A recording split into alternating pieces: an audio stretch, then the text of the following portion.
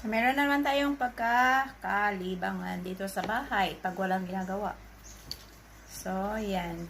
Ito yung mga jar, yung mga empty jars.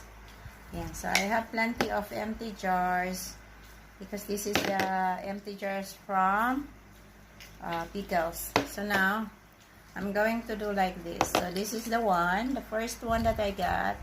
So, this is for putting the ball pen. Another one. Okay, if you know this is the skin of the corn. So look at that. Yeah, so now I have another one. So I have plenty of this. So now I have this one.